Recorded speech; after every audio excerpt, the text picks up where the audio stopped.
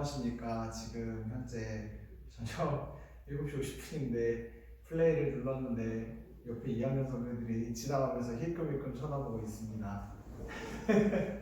일단은 지금 촬영하는 시점은 23일 월요일 저녁 7시 50분이고요. 1학년 4반이 수능 시험장이라서 이렇게 막 다 꾸며놨는데 그러다 보니까 교탁이 없어졌잖아요. 그래서 밖에 있는 1학년 3반 스탠드를 급히 가지고 왔습니다. 그래서 지금 이건 3반 거, 여긴 4반 이런 상황이에요. 여러분들이 초미의 관심사로 가지고 있었던 선생님 사회복지제도가 시험 범위에 들어가나요?에 대한 질문을 드리려고 합니다.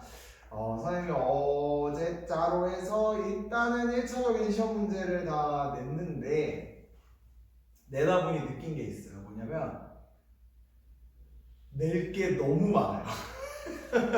선생님이랑 이번에 여러분들이랑 굉장히 통합사회 아주 꼼꼼하게 이것저것 다 보다 보니까 이게 막 시험 문제를 낼 게 너무너무 많은 거예요. 그래서 사회보험, 공공구조, 사회서비스까지 안 넣어도 충분히 시험 범위에 들어갈 수 있을 법한 것들 많고 주제도 그리고 여러분들이 공부하셔야 되는 양도 좀 많아서 그래서 사회복지제도는 넣지 않는 걸로 최종 확정을 짓도록 하겠습니다. 그래서 사회보험, 공공구조, 사회서비스는 여러분들 수행평가한 걸로 잘 평가하도록 하겠고요. 그 다음에 우리는 6단원에서 사회복지제도를 뺀 나머지 영역들이 시험 범위에 들어간다고 생각하시면 되겠습니다. 그 대신 보편적 복지랑 선별적 복지는 들어가요. 우리 표에서 배운 개념 프린트 17쪽, 18쪽에 걸쳐서 꼼꼼하게 외웠던 그거 빼고 나머지는 다 들어간다고 생각하시면 되겠습니다.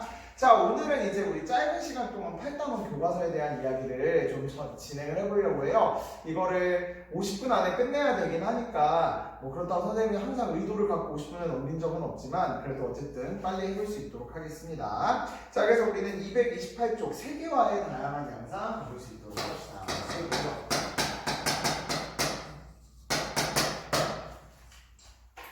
자, 세계화란 무엇일까라고 이야기하면 여러분들은 굉장히 많이 이제 들어보셨을 법한 이야기라고 볼 수 있는데 이 세계화가 영어로는 글로벌리제이션, 그러니까 이 지구가 굉장히 하나의 지구처럼 되어가는 현상, 그리고 우리나라뿐만 아니라 다른 나라와의 어떠한 인적, 물적 교류가 굉장히 활발하게 일어나는 것을 우리가 세계화라고 볼 수 있겠죠. 그래서 거기 보시면 교통통신의 발달과 개방화의 물결로 국가 간 지역 간의 물자와 사람, 정보 등의 교류와 이동이 활발해졌다. 이에 따라 밑줄 국제사회의 상호 의존성이 커지고 국가의 경계를 넘어 세계가 하나로 통합되어가는 형광펜 세계화.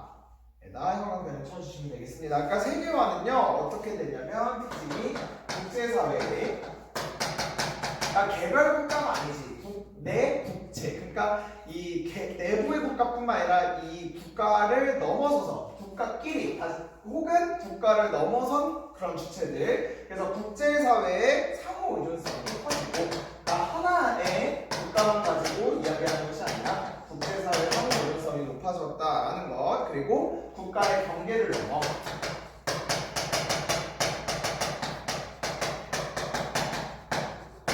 거기 보시면 세계가 하나로 통합되어 간다.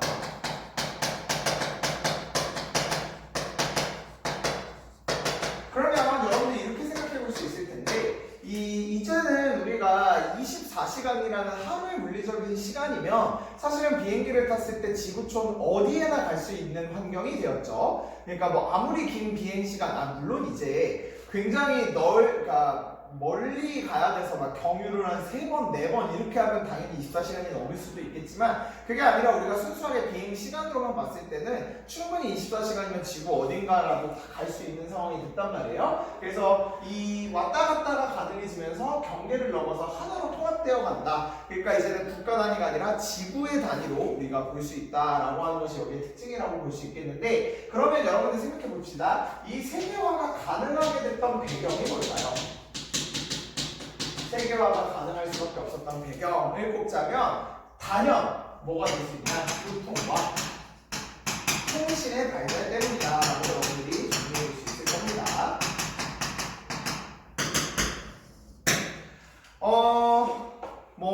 옛날 얘기를 해야 할 필요도 없겠죠. 뭐 배를 타고 뭐 어디를 간다 그러면 정말 뭐 며칠을 그렇게 있었어야 되는데 이제는 아까도 말했다시피 24시간이면 어디든지 다 갈 수 있게 되었고요. 그리고 인터넷이라는 이 사이버 공간을 통해서 우리는 전 세계 어디에서 접속을 하더라도 결국에는 서로의 것들이 연결이 되어 있는 그런 모습들이 나타나고 있다는 거죠. 그래서 이 교통과 통신의 발달이 결국 세계화를 가져올 수 있었던 배경이 되었다라고 볼 수 있는데 교과서에서는 또 어떻게 설명하냐면 이 세계화와 더불어서 뭐가 같이 움직이고 있냐면 지역화가 같이 움직이고 있다고 이야기를 합니다. 그래서 거기 보시면 이러한 흐름 속에서 밑줄 특정 지역의 독특한 사회적 문화적 특성이 독자적 가치를 지니게 되는 지역화에다 형광펜을 쳐놓으시면 되겠습니다.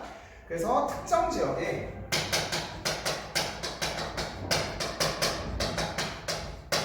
독특한 사회적 문화적 특성이 드러나는 것.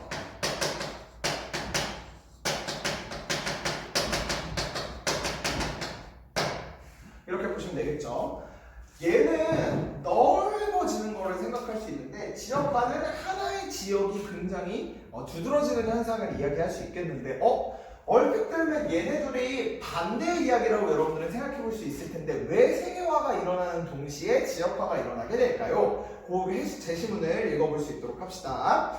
브라질의 리우 카니발은 브라질의 상징 세계인이 즐기는 축제이다. 매년 2월 하순경에 열리는 이 축제는 19세기 포르투갈인에 의해 시작된 이후로 원주민의 전통 문화와 아프리카의 음악과 춤이 더해지면서 브라질을 대표하는 축제로 발전하였다. 축제 기간에는 100만 명에 이르는 해외 관광객이 이곳을 방문한다 라고 되어 있습니다. 그러니까 이 브라질의 리우라는 지역에서 있는 리우 카니발에 오히려 전 세계 사람들이 많이 오고 있는 모습을 볼 수 있겠어요. 이게 무슨 말이냐면 결국에는 그 지역의 독특한 문화를 보고 싶은 사람들이 세계적으로 많아졌잖아요. 그렇기 때문에 그 사람들이 교통을 타고 그러니까 비행기를 타고 거기를 가기도 하고 그 다음에 뭐 유튜브 같은 혹은 여러 가지 인터넷을 활용하여 그곳에 가는 통신으로도 갈 수 있는 그런 상황이 볼 수 있겠죠. 다시 말해 우리가 세계화가 되면서 각각의 지역에서 고유한 문화들 여러분들은 음식 문화 많이 생각할 텐데 그런 고유한 것들을 우리가 전체적으로 더 빠르게 접할 수 있게 되게 되면서 그 지역이 가지는 가치들이 점점 더 부각이 되었다라는 이야기입니다. 그래서 위 사례는 브라질의 지역 축제인 리우 카니발이 세계화를 통해 세계인의 축제로 발전한 모습을 보여준다. 그래서 밑줄 한 지역의 고유한 문화가 세계적으로 확산하고 동시에 세계 속에서 정체성과 경쟁력을 갖추게 된 것이다. 이처럼 밑줄 세계화와 지역화는 동시에 이루어지는 경우가 많다라고 보시면 되겠습니다. 아까 쌤이 얘기했던 것처럼 결국에는 그 지역이 가지고 있었던 특수한 각각의 고유한 문화들이 결국에는 이 세계화의 물결을 타고 더 많이 알려지게 되면서 사람들의 어떤 이목을 끌었던 거죠. 와 여기는 이런 문화가 있네. 아 여기는 이런 문화가 있네. 와 이 음식 맛있네. 와 저 음식 맛있네. 이런 식으로 너무 음식만 얘기했는데 선생님도 오늘 저녁 쌀국수를 먹었거든요. 그래서 이 쌀국수를 내가 옛날에는 솔직히 선생님이 어렸을 때만 하더라도 쌀국수라는 음식 잘 몰랐을 것 같은데 베트남과 우리나라가 교역이 많아지면서 서로에 대해서 이 왕래가 많아지다 보니 그러한 음식 문화까지 우리나라로 많이 들어올 수 있었던 것을 확인할 수 있겠습니다. 오늘날에는 세계화로 지역한 경쟁이 더욱 치열해짐에 따라 지역화 전략의 필요성이 더욱 커지고 있다. 따라서 밑줄 다른 지역과 차별할 수 있는 지역의 고유한 전통에 세계 보편적인 가치를 접목하여 경쟁력을 높일 필요가 있다. 에다 밑줄을 쳐보시면 되겠습니다. 그러니까 결국에는 얘네들이 같이 가게 될 테니 우리는 그 지역의 고유한 전통이죠. 지역의 고유 전통에다가 그러니까 얘가 결국에는 우리 어찌 보면 독특한 모습일 수 있겠지? 그러면서도 이게 세계화가 되다 보니 세계에 보편적 가치들이 있을 테니까 얘네들을 잘 버무려서 결국에는 경쟁력을 갖출 수 있어야 된다라고 교과서에서는 소개하고 있습니다. 그러니까 우리나라로 따지면은 전 세계인들이 좋아할 수 있는 것에 한국적인 요소를 더해서 K-팝 같은 것들로 나타낼 수 있는 것도 있을 거고요. 또 뭐가 있을까요? 세계인들이 좋아하는 맛이 있는데 이제 그거를 우리 선생님 김밥 이런 거 되게 김밥이 우리나라 음식인지 모르겠는데 그런 김밥 같은 거 되게 맛있잖아요. 그런 것들도 되게 좋아할 것 같고, 그 다음에 뭐 또 뭐가 있을까요? 하여튼 그런 식으로 여러분들이 생각했을 때 우리나라의 문화를 세계 보편적 가치와 어우러져서 경쟁력을 갖추면 훨씬 더 유의미할 것이다 라는 걸 확인해 볼 수 있겠습니다. 자, 그럼 이제 세계화를 통해서 이 전 세계가 어떻게 영향을 미치는지 한번 가볼 수 있도록 할게요. 자, 세계화의 영향인데 지금부터 우리는 동그라미를 채워가면서 각각의 교과서에서 우리가 세계화가 되었을 때 어떠한 영향이 있었는지 한번 가볼 수 있도록 합시다. 자, 20세기 이후 급속하게 진행된 세계화는 경제, 문화, 정치 등 모든 분야에 걸쳐 많은 영향을 주었습니다. 그래서 1번 WTO라는 세계무역기구죠. WTO가 출범한 이후 무역 장벽이 낮아지면서 국제 교역량이 증가하였다. 무역 장벽이 낮아지면서 우리 WTO는 여러분들이 아시겠지만 월드 트레이드 오르거니제이션 세계무역기구 요 정도는 상식으로 우리 알고 있어야지 양서고 친구들이라면 그랬을 때 이 세계무역기구가 하는 일이 뭐냐라고 이야기하면 국가 간에 있었던 여러 가지 무역 장벽들 예를 들면 관세 혹은 여러 가지 장벽들 이런 것들을 점차적으로 철폐해 가고요 국가 간에 자유무역이 원활하게 움직여질 수 있도록 돕는 기구. 근데 국가끼리의 무역의 분쟁이 일어날 수 있거든요. 뭐 여러 가지 이유로. 그랬을 때 WTO가 거기서 중재하는 역할도 합니다. 어쨌든 이 WTO가 출범하면서 무역 장벽이 낮아지면서 국가적인 국제의 교역량이 늘어나게 됩니다. 그러니까 뭐 여러분들 뭐 직구 이런 문화도 되게 많이 생겨났고요. 그러니까 해외에 있는 것들을 그대로 직구하는 거지. 그리고 뭐 그 외에도 우리가 교역, 그러니까 우리 식탁에서 사실 대한민국에서만 살았다면 그 먹지 못했을 여러 가지 음식들 그리고 우리가 생활하는 용품들 그런 것들이 다 사실 자유무역을 통해서 우리나라에 들어오고 있는 거죠. 다음 두 번째 세계 자본시장이 통합되었다.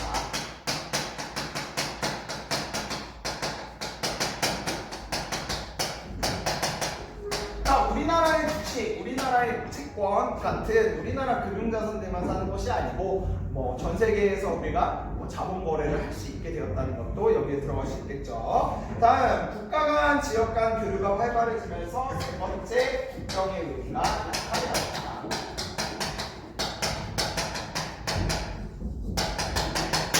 선생님이 유럽 여행을 자주 왔다 갔다 했었는데 이 유럽 여행에서 느꼈던 거는 거기 유럽에 있는 국가들끼리 EU라는 것을 이렇게 같이 묶고 있는 거 여러분들 알고 계시죠? 그랬을 때 그 유럽에서는 기차가 이렇게 다 연결이 되어 있어가지고 사실은 기차에서 자다가 일어나면 이제 그 국가들 뭐 다른 국경이 넘어가 있는 경우도 사실 되게 많아요. 그런 것처럼 우리가 특히 EU같이 같은 대륙 안에서 그런 경제 공동체까지 묶여있는 그런 나라들 같은 경우에는 이렇게 국가끼리의 국경이 약화되면서 그냥 기차만 타고 있으면 그냥 넘어가는 겁니다, 나라를. 그런 것처럼 이제 세계화를 통해 옛날에 비해서 훨씬 더 국가 간의 경계는 사라지고 있다는 걸 볼 수 있겠죠. 근데 이게 한국 사람들은 사실은 잘 와닿지 않는 얘기일 수는 있어. 왜냐면 여기 남한이죠. 아시다시피 우리는 땅으로는 가지 못합니다, 위에를. 그러다 보니까 우리는 사실상의 섬이거든요. 그러다 보니 중국, 일본 뭐 어디를 가더라도 결국에는 모든 해외를 나갈 때 다 비행기를 타고 나가야 된단 말이야. 그래서 사실 우리나라는 국경의 의미가 약화되었다는 것이 이 세계화의 상황 속에서 잘 피부로 와닿지 못하는 경우가 경우지 않을까 싶습니다. 밤 8시가 되니까 막 말이 꼬이고 정신이 없고 그래요. 또 특히 국제협력과 분업의 확대, 생산의 국제화, 정보통신의 발달을 그러니까 이러한 것들은요 네 번째 세계 도시를 형성하게 되었습니다.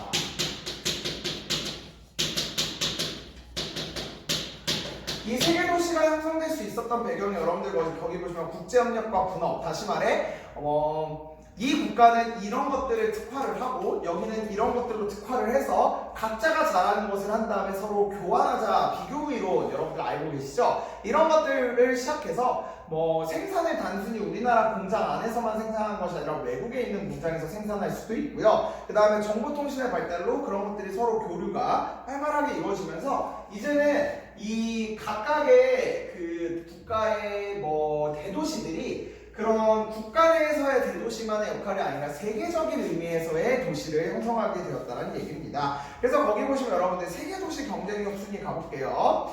뭐 정치, 문화, 정보, 인적 자원, 경제 활동 이런 것들을 통해서 그 나라가 얼마나 세계 중심지의 역할을 하고 있나 봤더니 런던, 뉴욕, 도쿄 같은 국가들이 있었고 서울도 11위에 형성이 되고 있었네요. 자, 그래서 지도에 제시된 런던, 뉴욕, 도쿄 등과 같이 밑줄, 정치, 경제 등 다양한 측면에서 세계 중심지 역할을 하는 도시, 그리고 세계 도시에다 형광펜을 쳐주시면 되겠습니다. 그러니까 단순히 그 국가만의 그러한 중요한 역할이 아니라 세계적인 중심 역할을 하는 그러한 도시들이 세계도시다라고 생각하시면 되겠고요. 자, 이러한 세계도시는 어떠한 특징들이 있냐? 밑줄, 최첨단 교통통신 체계, 그리고 전문화된 생산자 서비스업 발달, 그리고 세계적인 다국적 기업의 본사나 대형 금융기관 등이 밀집, 그 다음에 국제기구의 본부가 있거나 다양한 국제회의 및 행사가 개최라고 밑줄을 쳐 놓으시면 되겠습니다. 자, 생산자 서비스업은요, 여러분들 오른쪽 가보시면 아시겠지만 생산 및 유통 과정에서 필요한 서비스업이래요. 그러니까 이게 만들어내는 쪽에서의 서비스업이다라는 측면에서 금융, 보험, 부동산업, 회계서비스, 연구개발, 쉽게 말해 우리가 좀 고부가가치 산업들이라고 얘기하는 것들이 있어요. 그러니까 뭐 예를 들면 뭐 금융, 보험 이런 것들 같은 경우에는 이제 금융자산이 사실은 어느 정도 밑바탕이 되어야지 이 산업들이 생겨날 수 있게 되는 거고, 회계 서비스나 연구개발 같은 경우는 회계 서비스는 아예 자격증이 사실 필요하잖아요. 우리나라 같은 경우에는 CPA 자격증, 그리고 이제 국제적인 측면에서 공인, 국제공인 또 회계 자격증들이 있고, 그 다음에 거기 보시면 연구개발은 이거는 이제 석박사급 대학에서 그 정도 공부를 했었어야 되기 때문에 결국에는 이 생산자 서비스업은 이 만들어내는 생산자가 어느 정도 고학력이나 아니면 뭐라 그럴까, 고부가가치 산업에 종사할 수 있는 능력이 되는 사람들이다 보니 이런 것들이 또 많이, 그러니까 전 세계 막 여기저기 퍼져 있는 것이 아니라 이런 인적 자원이 많고, 그리고 대도시 인구도 많고, 그리고 어떤 기업의 본사들도 많고, 이런 곳에 아무래도 집중이 되겠죠. 그런 식의 세계 도시가 있게 된다는 걸 여러분들이 알고 계시면 되겠습니다. 선생님, 저 서울 가봤는데 뭐 우리가 뭐 런던, 뉴욕 뭐 이런 데랑 비슷하다고요? 뭐 이렇게 생각할 수도 있을 것 같아요. 선생님이 이 중에 어디 가봤냐면 파리 가봤고요, 홍콩 가봤고요, 베이징 가봤고, 워싱턴 DC 가봤네요. 아, 베이징 간 건가? 네, 고등학교 때 고1 때 갔었는데, 고1 때 수학여행을 이제 갔었는데, 근데 그러니까 이게 재밌는 게 국가가 다르잖아요. 근데 이 세계도시 하는 역할, 세계 도시에 속해져 있는 그 도시들끼리 굉장히 닮아 있어요. 선생님 사실 홍콩 처음에 딱 도착해서 한 그때 2박 3일 선생님이 가장 최근에 갔다 온 여행지가 홍콩이거든요. 국가 해외여행에서. 그럴 때 내가 홍콩에서 느낀 게 강이 흐르고, 그리고 강 한쪽에서 바라보면 뭔가 대기업들이 막 이렇게 있고, 그리고 막 야경이 반짝반짝거리고, 그런 것에서 내가 되게 서울하고 닮았다 이런 느낌을 실제로 많이 받았는데, 실제로 이런 세계 도시들은 이 국가마다 서로 다르게 퍼져 있긴 하지만 오히려 그 도시들끼리 되게 비슷해진대요. 도심에는 굉장히 금융기관부터 시작해서 다양한 본사들이 모여있고, 그 도심에 싸고 있는 부도심이 베드타운의 역할들, 그러니까 출퇴근을 하며 오명오명 할 수 있는 그런 사람들이 모여서 사는 곳, 이런 것들이 바로 될 수 있다라고 보시면 되겠고, 서울도 여러분들 뭐 여의도부터 시작해서 이제 왜 생각이 안 나요? 그 청계천에 있는 거기 광화문 그쪽도 그렇고, 그 다음에 뭐 강남 이런데 굉장히 이제 여러 본사들이 많고, 그 다음에 대기업들이 많아요. 그래서 선생님이 그 재수할 때 이제 서울역에 있는 종로학원, 이제 우리끼리는 재수학원을 이야기할 때 강북종로 이렇게 표현을 하는데, 그 종로학원에서 내가 밖을 딱 봤을 때 바로 앞에 한국경제신문사가 있었고, 그리고 그 앞에 또 여러 가지 하여튼 서울역을 기점으로 하고 있어서 굉장히 많은 기업들의 본사가 있었거든요. 있었거든요. 그래서 우리끼리 그런 얘기를 했었어. 우리 나중에 대학을 간 다음에 여기 어딘가 취업해도 진짜 성공했겠다 뭐 이렇게 이야기를 했던 기억이 납니다. 어쨌든 그런 식으로 세계 도시는 그 도시들끼리 굉장히 기능이 비슷해진다라고 생각하시면 되겠고요. 자, 넘어가서 다섯 번째, 세계화에 따른 경제활동의 범위 확대는 다국적 기업의 성장을 이루어야한다. 다국적 기업의 성장.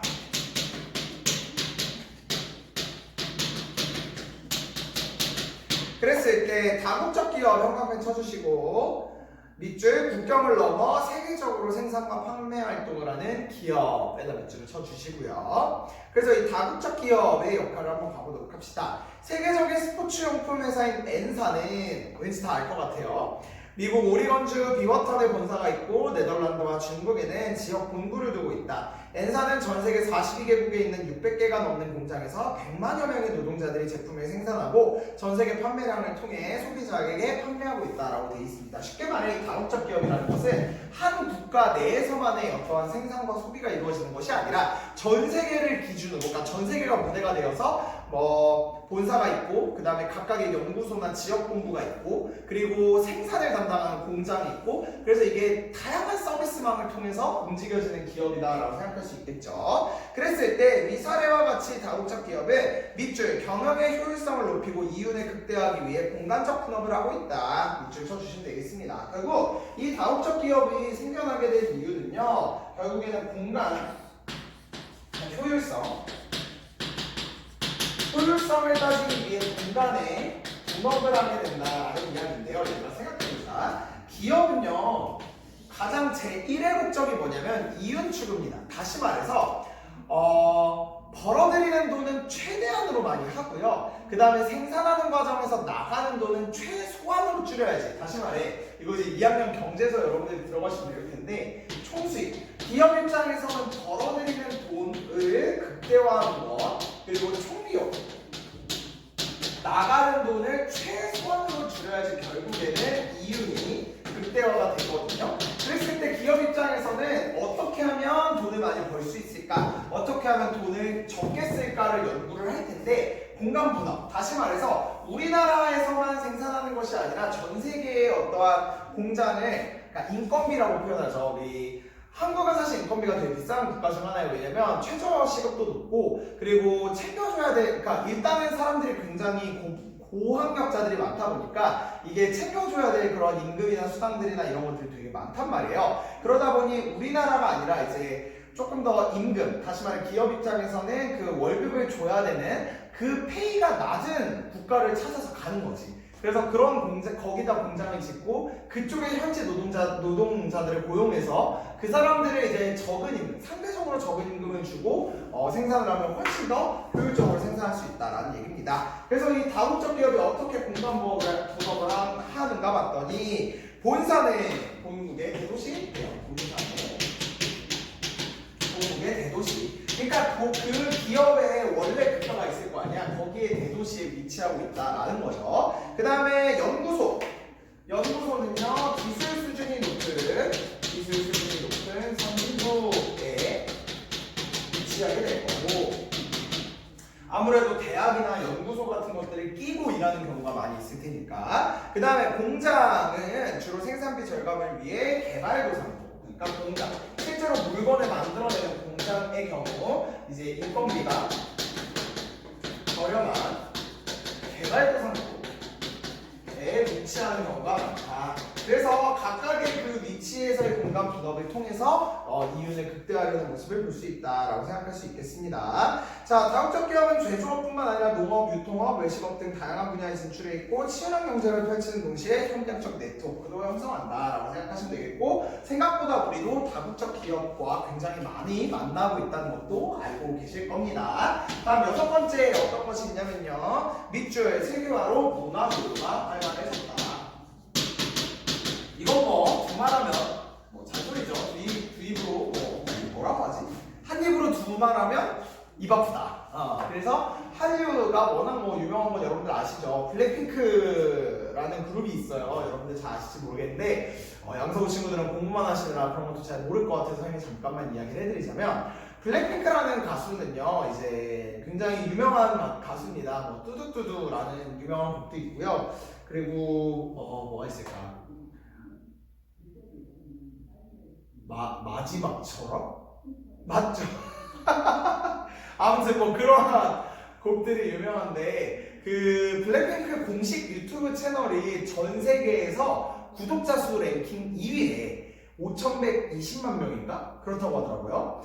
그러니까 1위가 저스틴 비버인데 2위가 블랙핑크라고 이야기를 합니다. 그런 것처럼 얼마나 이 전 세계에서 한류 케이팝에 대해서 관심을 가지는지를 알 수 있고요. 그 다음에 굉장히 또 명곡이 하나가 있어요. 우리 아이캐스탄미라고 이제 얼마 전에 트와이스라고 굉장히 좀 또 아름다운 그룹이 아름답다는 게 선생님은 내면이 아름답고 그 다음에 노래가 아름다움이라는 뜻이에요. 그래서 그런 그룹이 된 또 뮤직비디오가 있습니다. 뭐 노래도 냈고요. 그랬을 때 한 달 정도 됐는데 벌써 유튜브 조회수가 공식 뮤직비디오가 1억 뭐 2천만 뷰인가 3천만 뷰인가 이렇게 넘어가고 있대요. 굉장히 문화 교류가 활발하고 있죠. 그래서 통신을 통해서 이 문화 교류 활발하게 이루어진다는 걸 확인할 수 있겠고, 마지막에 7번째 밑줄 세계화로 인권, 자유, 평등과 같은 보편적 가치가 인류의 보편적 가치가 세계에 확산되었다라는 거 알고 계시면 되겠습니다. 여기서 말하는 인류의 보편적 가치는 여러분들이 경영쌤 수업 시간에 배우셨던 보편윤리랑 비슷한 말이라고 생각하시면 되겠어요. 그러니까 인간이라면 누구나 이거에 동의할 것 같은 것들. 그래서 뭐 예를 들면 인권, 자유, 평등 뭐 이런 것들이 여기에 들어간다 생각하시면 되겠습니다. 자, 그래서 세계화를 통해서 이런 것들이 우리 사회, 우리 삶에서 생겨났다는 걸 확인해 볼 수 있겠고요. 자, 1번 가볼 수 있도록 합시다. 오늘날 세계화가 진전될 수 있었던 배경쌤이 아까 이게 뭐라고 얘기했지? 교통, 통신의 발달. 좋습니다. 2번 국가의 경계를 넘어 세계적인 중심지하는 역할을 하는 대도시는 세계 도시. 다음 세 번째, 국경을 넘어 세계 곳곳의 제품의 생산과 판매 활동을 하는 기업은 다국적 기업입니다. 괜찮죠? 자, 그럼 우리 231조 가볼 수 있도록 합시다. 거기 보시면 지리적 표시제랑 장소 마케팅이 나오는데, 얘들아 우리 지난 시간에 지역격차 완화 정책 배웠던 거 기억나세요? 기억나세요? 우리 왜 공간 불평등이 일어나기 때문에 그것들을 완화하기 위해서 각 지역에 그걸 하기 위해 뭐라고 해요? 자립을 할 수 있는 그런 전략인 지역격차 완화 정책을 해야 된다라고 이야기를 했었잖아. 그랬을 때 지역격차 완화 정책이 하나 첫 번째 방법은 일단은 수도권의 기능을 지방으로 이전하는 거, 이것도 있었지만 두 번째 왜 자립형 지역 발전 전략을 세워야 된다. 그래서 지역 스스로가 이거를 어떻게 지역을 이렇게 활성화할 수 있을지를 생각해 볼 때 두 가지 알려드렸어. 브랜드화랑 그 다음에 장소 마케팅. 그랬을 때 이 브랜드화가 다시 두 가지로 나눴었잖아요. 지역 자체가 브랜드화되는 거, 아이서울 물맑은 양평 이런 것들. 그 다음에 지역의 상품, 이 브랜드화가 되어서 마치 고유명사처럼 쓰이는 거. 그래서 이걸 뭐라고 이야기했냐면, 요거 4번에서 설명을 안 했어요. 요 지역의 상품을 브랜드화하는 걸 지리적 표시제라고 이야기합니다. 다시 말해서 그 지역의 많이 생산되는 그 특산물을 아예 그 지역을 딱 갖다 붙여서 마치 고유명사처럼 이야기하는 거. 고성, 녹차, 이천, 쌀, 횡성, 한우, 고성, 녹차 이런 것들이 여기에 들어간다고 할 수 있겠죠. 그래서 결국에는 세계화가 됐을 때 지역화가 같이 이루어진다고 했잖아. 그랬을 때 이 지역화가 이 지리적 표시제, 장소 마케팅 이런 것과도 긴밀하게 연관이 된다는 거죠. 상품의 특성과 품질 등의 특정 지역의 기후, 지형, 토양 등의 지리적 특성이 반영된 경우 해당 지역에서 생산, 제조, 가공 등 상품임을 나타내는 표시를 할 수 있도록 인정해주는 제도. 우리나라에서는 보성녹차를 시작으로 여러 가지 것들이 들어가고 있고, 프랑스 카망베르 치즈 이런 것들도 대표적인 모습이라고 볼 수 있습니다. 다음 장소 마케팅은 특정 장소나 도시 공간의 상품을 인식해서 사람들이 선호하는 이미지를 개발했고 그 지역만이 가지는 여러 가지를 해서 지역의 이미지를 부각시킨다라는 것들이 들어가는 거. 그리고 이런 것들이 결국에는 이 지역화, 그러니까 세계화 시대에 이 지역화가 결국에는 그 각자의 문화를 살릴 수 있는 길이다. 그래서 뭐라고 이야기를 할 수 있냐면, 가장 이거는 명언이라는 거는 이렇게 써보면 좋을 것 같아요. 가장 지역적인 것이 가장 세계적인 것이다.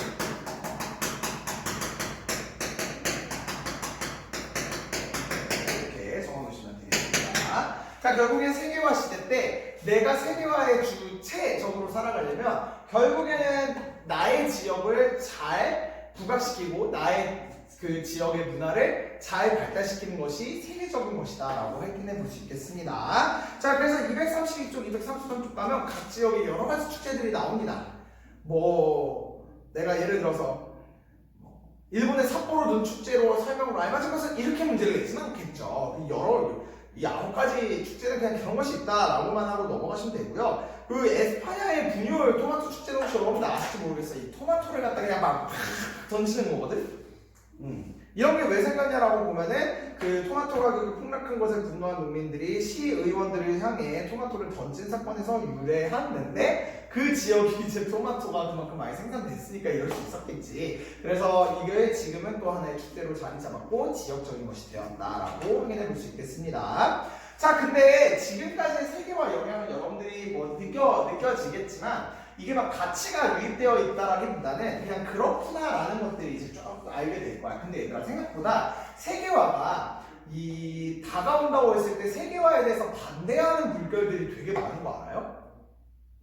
그래서 실제로 그냥 우리는 뭐 한국사로 따지면 쇄국 정책이라고 해야 되나? 그러니까 어떠한 세계화의 물결을 따라가기보다는 그냥 우리 자체적으로, 그러니까 혹은 이렇게일 수도 있어. 지금의 세계화의 방향은 잘못됐으니 그 방향이 아니라 다른 식으로 가야 된다. 그러니까 지금의 세계화가 흘러가는 방향에 대해서 사실은 문제점을 제시하고 그거에 대한 해결책을 얘기하는 그런 그 소리들도 나오고 있어요. 그래서 여러분들 234쪽 가보시면 세계화가 초래할 수 있는 문제점에 대해서 한번 이번에는 가볼 수 있도록 합시다. 필기를 같이 보면 좋을 것 같아서 선생님이 이쪽에다가 쓰도록 할게요. 세계화의 문제점. 왜냐면 이 세계화의 문제점이 결국에는 이 옆에 것들을 같이 봐야지 우리가 알 수 있어서 그래. 자, 그래서 거기 보시면 세계화는 국가 및 지역 간의 경계를 허물고 세계를 하나의 마을처럼 만드는데 하지만 세계화가 긍정적인 영향만을 가져오는 것은 아니다. 지구촌 곳곳에서 다양한 문제가 나타난다. 그래서 세계화가 초래할 수 있는 문제점에는 1번 세계화는 국가 간 빈부격차의 심화를 초래할 수 있다.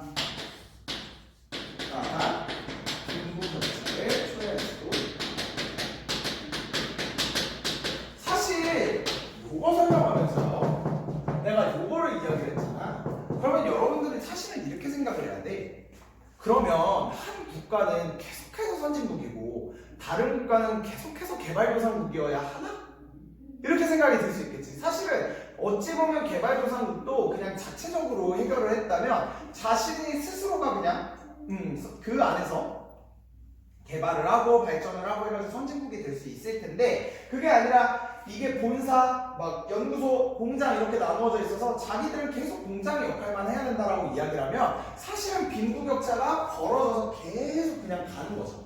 그래서 여러분들 리카도가 이야기했던 경영쌤 수업 시간에 얘기했던 비교 우위론이 굉장히 많은 비판점을 받는 것 중에 하나가 이거잖아. 논리가 갑은 XZ화하고 을은 YZ화해서 서로 교역하면 이익이 될 거다라는 건데 만약에 예를 들어서 XJ는 고부가 가치 산업이고 YJ는 뭐 인건비가 싼 그런 산업이라고 이야기를 해봐봐. 그러면 그 국가는 계속 그것만 해야 돼. 그러니까 뭔가 경제 발전 혹은 경제가 더 좋아질 수 있는 그런 기회조차 박탈되는 경우가 있을 수도 있거든요. 그래서 국가 간 빈부격차 초래할 수 있다는 거 당연히 문제점이라고 볼 수 있고요. 다음 또한 밑줄 세계화는 그 235쪽 맨 위입니다. 세계화는 전 세계적으로 문화의 획일화와 소멸 문제를 가져올 수 있다. 문화의 획일화와 소멸. 그러니까 쉽게 말해 그 지역화까지 같이 이루어져서 그 지역적인 것이 세계적인 것으로 잘 가면 좋겠지만 우리 문화학원에서 배우는 걸로 따지면은 문화 사대주의 같은 경우가 될 수 있겠죠. 그래서 뭔가 이제 외국의 문화들을 막 접하다 보니 우리 것보다 외국 게 더 좋아 이러면서 각각의 문화가 사라지고 문화의 획일화가 이루어질 수도 있다는 것이 하나의 특징입니다. 사실 선생님이 생각할 때 가장 외국에 많이 일어난 영역이 의류 문화예요. 의류 문화. 사실 우리 한복 잘 안 입죠. 그리고 사실 전 세계 사람들이 각자의 의복 문화들이 분명히 있었음에도 불구하고 사실은 공식석상의 어떠한 양복, 웨딩드레스 이런 것들이 문화의 획일화의 모습이었지 않았나 선생님은 그렇게 생각을 합니다. 그래서 거기 보시면 독일에서 일하는 도르플러 씨는 세계 곳으로 출장을 다닐 때 호주에서 친구를 만나 불평을 들어놓았대. 어디서나 똑같은 음식을 만나게 된다니 끔찍하다. 이제 세계 어디를 가든 상점마다 핫도그와 치즈버거를 팔고 있다. 모든 것이 다 비슷비슷해져 버렸다고 이야기를 하고 있습니다. 실제로 그 맥도날드 같은 경우는 여러분들 아시겠지만 이 다국적 기업의 가장 표본 중에 하나라고 볼 수 있는데요. 이 그치. 다국적 기업. 근데 이제 맥도날드는 조금 다르긴 합니다만 어쨌든 이 맥도날드가 전 세계 여러 이제 국가에 들어가 있잖아요. 근데 이제 선생님은 해외 여행 다닐 때 사람들이 이렇게 성향에 따라 되게 달라요. 그래서 사실은 성향 안 맞는 사람끼리 여행 가면 굉장히 많이 싸우고 온다는 게 거기서부터 얘기가 된 건데 선생님은 약간 어떤 파냐면 내 성격을 되게 닮아있어. 하나라도 더 보자 중이야. 그러니까 관광지에 갔으면 여러 가지 관광 명소들이나 봐야 될 것들이 있잖아. 그러면 나는 먹을 걸 포기하고 그런 거 하나를 더 보러 다니는 게 이제 나의 여행의 목적이거든. 근데 또 그게 아닌 사람들 있잖아. 그 나라 그 지역 가면 또 그 로컬에 맛있는 걸 또 먹고 그걸 먹는 게 또 여행이다 이렇게 생각할 수 있는데 선생님은 그렇게 다니다가 너무 피곤해. 그러면 이제 밥 먹을 시간도 없고 또 혼자 가면은 그 많은 거 어떻게 시켜 다 먹니? 그래서 이제 해외 여행 나가면은 한국 사람들끼리 이제 그런 여러 사이트나 뭐 앱이나 뭐 여러 가지 한인 민박 이런 거를 통해서 되게 한국 사람들끼리 많이 만나거든요. 그래서 거기 사람들끼리 이제 같이 뭘 먹으러 가고 그런 것도 되게 많은데 뭐 그런 게 아니고서는 선생님 혼자 여행할 때 진짜로 농담이 아니라 맥도날드 가요. 그 다음에 맥도날드 가서 그냥 거기서 빠르게 먹고 다음 장소를 또 보러 가고 이런단 말이야. 근데 이제 나는 그게 좋거든.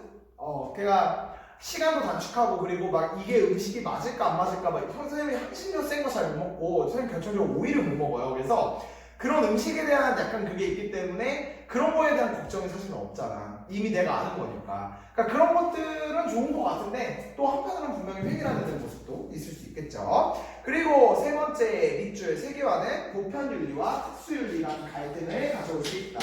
보편윤리와 특수윤리가 아시다시피 세계화가 진행되면서 보편윤리가 활발하게 지금 퍼져나가고 있다라고 이야기를 하는데 특수윤리가 뭐냐면 그러니까 보편적인 거는 어느 지역에 가도 다 이게 적용되는 윤리인 반면 특수윤리는 그 지역에서만 통용되는 윤리다라고 볼 수 있겠죠. 근데 우리는 지금까지 이렇게 잘 살아왔는데 갑자기 이런 가치가 들어오면서 그러니까 그리고 이게 맞대. 그리고 우리가 가지고 있는 게 틀리대. 그랬을 때 뭔가 정체성의 혼란, 뭐 문화 혼란 이런 것들이 사실 가져올 수 있다는 거죠. 그래서 거기 보시면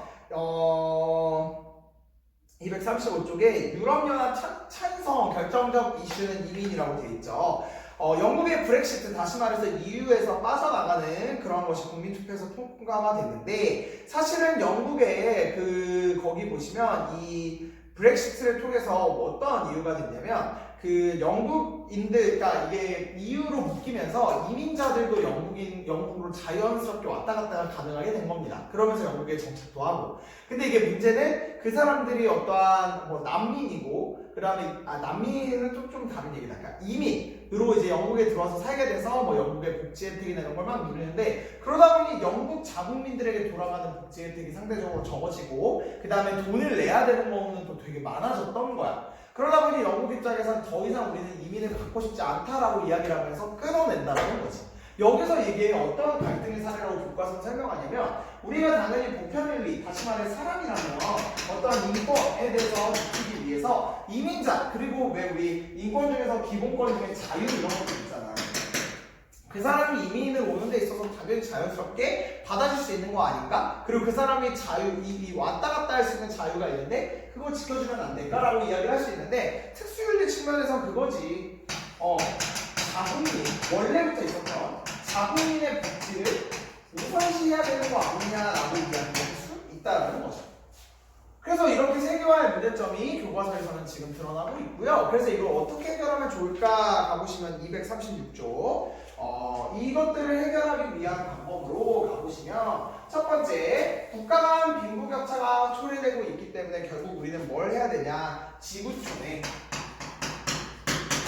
분배 정책을 실천해야 된다. 다시 말해서 그 국가 차원에서만 이 부의 분배를 끝내는 것이 아니라 전 세계에서 지금 가난하게 또는 힘들게 어렵게 경제적으로 자립이 도와줘야 되는 그런 국가들의 입장에서는 조금 도와줄 수 있도록 전 세계가 관심을 가져야 된다라는 뜻이고요.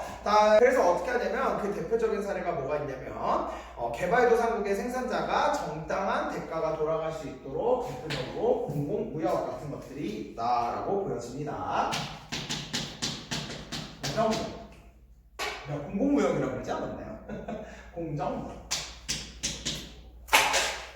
선생님이 지금 사실 모르겠어요. 이게 시간 때문일 수도 있는데 선생님이 오늘 되게 또 아침 일찍 일어나서 지금 아침부터 이렇게 있다가 한 14시간 가까이 지금 깨 있다가 수업을 해야 되는 상황이라 그런지 막 지금 장난 아니에요. 졸리고 피곤하고 막 너희들은 없지. 선생님은 여러분들하고 이게 이 수업에서 티키타카를 하면서 이게 좀 깨어나는 사람인데 그게 아니니까 지금 나 혼자 계속 지금 텐션을 올려서 계속 가고 있는 거야. 그래서 좀 재미가 없는데 아무튼 재밌어요. 사회는 재밌으니까요.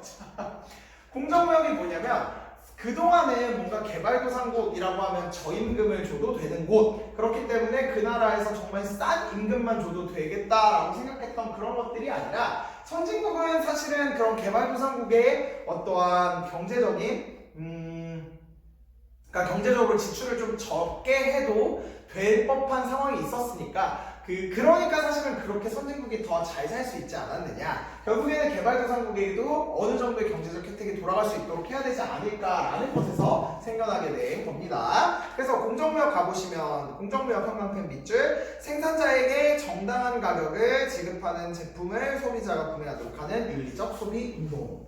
다시 말해서 그 사람들도 굉장히 싼 임금이 아니라 인간다운 삶을 살 수 있도록의 임금, 그리고 어떠한 판매하는 그러니까 그 사람들도 이렇게 재배를 해서 판매를 할 거 아니에요. 그러면 그 판매를 할 때 어느 정도 정당한 대가, 이 정도는 줘야지라고 하는 그 돈을 내고 이제 사오는 것이라고 볼 수 있겠죠. 그래서 이제 이 공정무역, 페어 트레이드, 이 제품이 찍혀 있는 그 제품을 구매하는 것이 결국에는 그러니까 기업으로 하여금 다 그렇게 공정무역을 하게끔 푸시를 할 거 아니야. 그랬을 때 결국에는 우리가 이 공정무역의 제품을 구입하는 것이 개발도상국에 있는 사람들에게 정당한 부의 분배가 이루어질 수 있도록 한다는 것에서 이 공정무역이 지구촌 분배정의 실현이라고 볼 수 있겠습니다. 다음 문화의 획일화를 막기 위해서 우리는 뭘 해야 되냐면 밑줄 문화의 획일화를 경계하고 문화 다양성을 증진하기 위해 노력해야 합니다.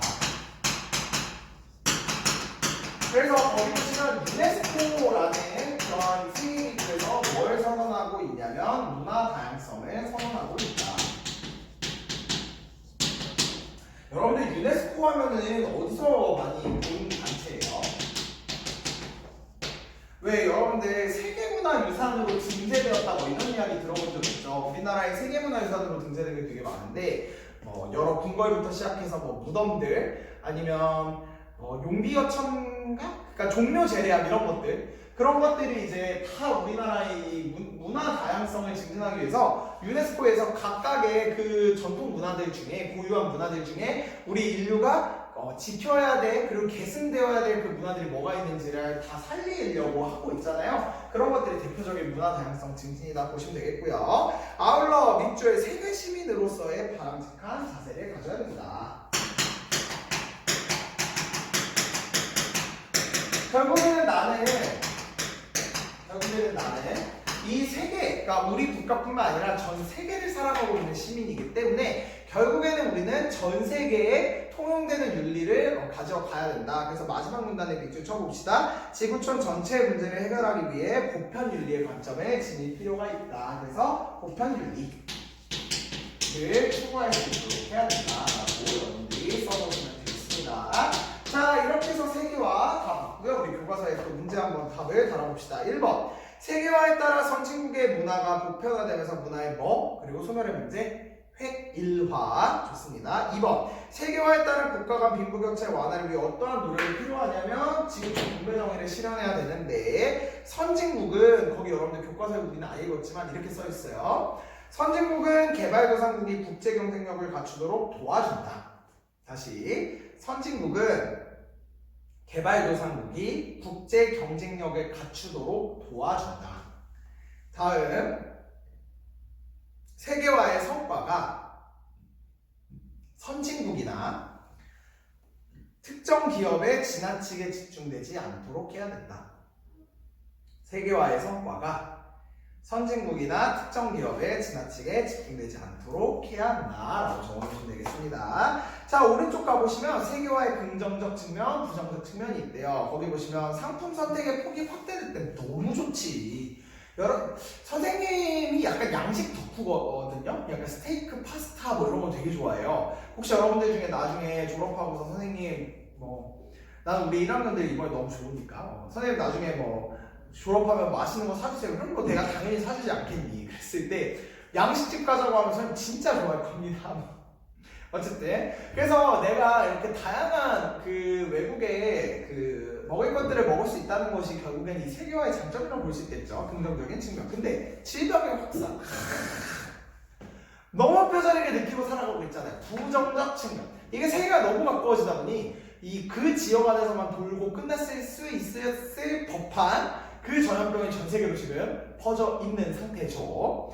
자, 그 다음에 다국적 기업의 활동은 다국적 기업의 입장에서는 비용을 절감할 수 있다는 점에서는 긍정적으로 볼 수 있겠지만 사실은 빈부격차 같은 초래되는 문제점도 있기 때문에 완벽하게 긍정이라고 말하기는 어려울 것 같아, 선생님 생각에. 근데 이제 교과서에서는 긍정이라고 나오니까 긍정으로 받아주시고, 그 다음에 아동 노동 문제 연결되죠. 결국에는 값싼 노동력을 자꾸 생각하다 보니 그 사람들의 인권을 잘 챙겨주지 않는 부정적인 모습도 나타난다라는 거 여러분들이 알고 계시면 되겠습니다. 자, 이렇게 해서 우리 이 8단원의 한 큰 테마인 세계화에 대해서 다 배웠고요. 우리 7, 8 한 판 지우고 선생님도 잠깐 쉬었다가 이제 그 다음 파트 평화에 관한 이야기로 넘어갈 수 있도록 하겠습니다. 얘들아, 큰일 났어요. 우리 원래 50분 동안 이거 진도 다 나가기로 했잖아요. 선생님이 막 이런저런 얘기하고 설명 자세히 하고 내 얘기하고 하다 보니까 지금 6쪽을 나가야 되는데 선생님도 지금 촬영된 거 보고 지금 깜짝 놀라서 46분까지 지나갔을 거라고는 생각도 못 했는데, 그래서 일단은 오늘은 여기까지 촬영하고요. 지금 계획이 뭐냐면 요거는 아마 오늘 밤에 올릴 거라 여러분들이 화요일 조회할 때만이라도 벌써 볼 수 있을 거예요. 근데 지금 그래서 하나의 예상하는 방법이 뭐냐면 내일 오원택 선생님 수업을 좀 보고 오원택 선생님께서 좀 수업을 하실 게 있으시거나 아니면 영상을 올려야 되는 그런 게 있다고 하면 당연히 내일 드려야 맞는 거라 같고요. 그러면 이제 선생님은 다음 주에 올리는지 그래야 될 것 같고 무슨 기자회견 해명의 자리도 아니고 이게 무슨 일인지 모르겠어요.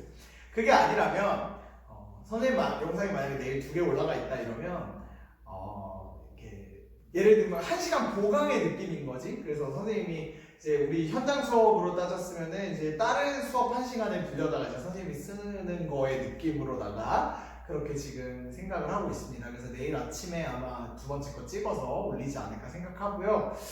뭐가 문제일까요? 여러분들도 없고 분명히 피곤했는데 왜 나는 그렇게 길게 찍었는지 모르겠지만 어쨌든 그래서 일단은 세계화에 관한 설명은 다 했고 평화에 대해서 내일 올릴 수 있으면 올리고 다음 주에 올리면 올리고 그렇게 하도록 하겠습니다. 일단은 그래서 이번 강의는 여기서 마치는 걸로 하도록 하겠습니다. 안녕.